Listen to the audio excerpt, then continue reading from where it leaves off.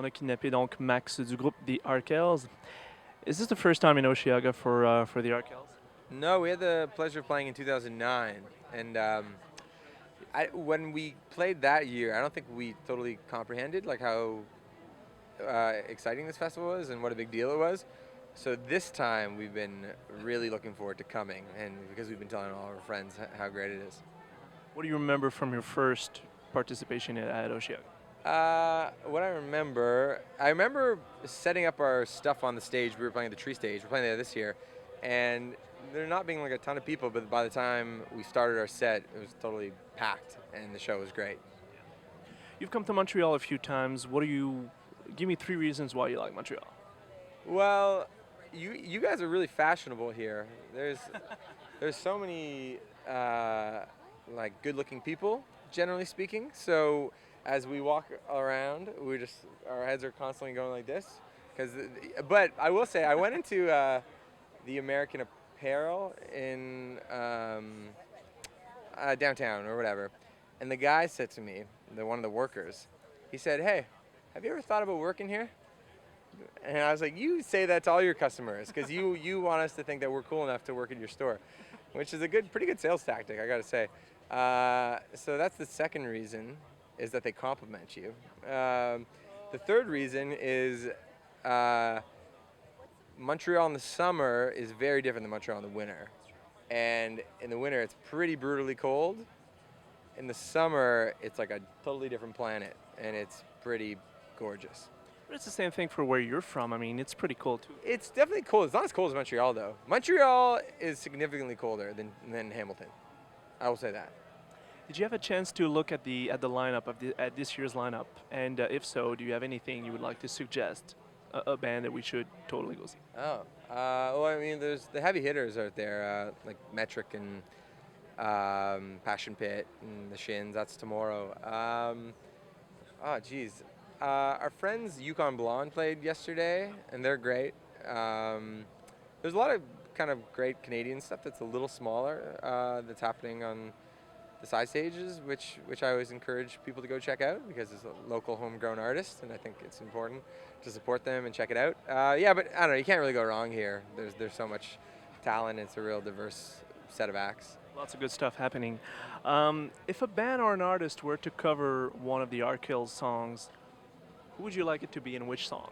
Who would I like to cover? Oh, wow, that's a good question. It would probably be. Okay, I'd go sort of a little bit outside the box. I'd probably do something like Beyonce covering maybe one of our more emotional tunes. The first one that comes to mind is One Foot Out the Door. I think it's kind of a breakup song, and she can do breakup songs really well. So I'd give it to Beyonce. Speaking of really weird covers, you guys covered a Lana Del Rey song in the winter, made a lot of people talk. Was it a show of appreciation for her? Because you released the song just a few weeks after the fiasco, the Saturday Night Live performance and all that. Yeah, well, it's just a great song, you know. I think some of the criticisms she had during that time were mostly just a result of her being like a new performer. I think if you threw anybody in that kind of spotlight after like not really having that much experience, it would be pretty hard to nail it on such a big occasion. And that's just sort of most people on their like fifth show they're playing in front of 25 people or something. And so it's okay if you fail or you don't do as well as you hoped because the stakes aren't as high. But for us covering the song, it was such a captivating tune, and I think it was a great example of a song that became famous because it was such a good song.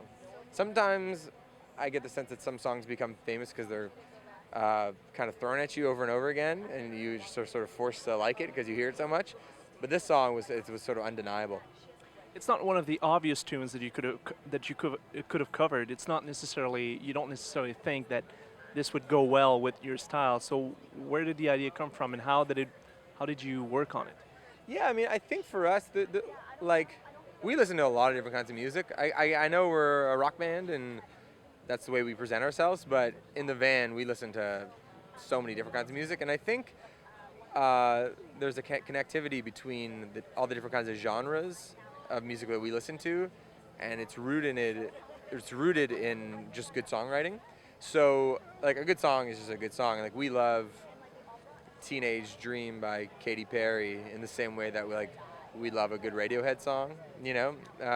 Chris Martin from Coldplay said something similar to that, and I feel him. For instance, I think we're gonna do a cover of Frank Ocean, "Thinking About You," because I just love that song, and I think we could do something stripped down and interesting, because that's just a cool tune. So it would be like a little more obvious if we were to cover like a Bruce Springsteen song and put it out.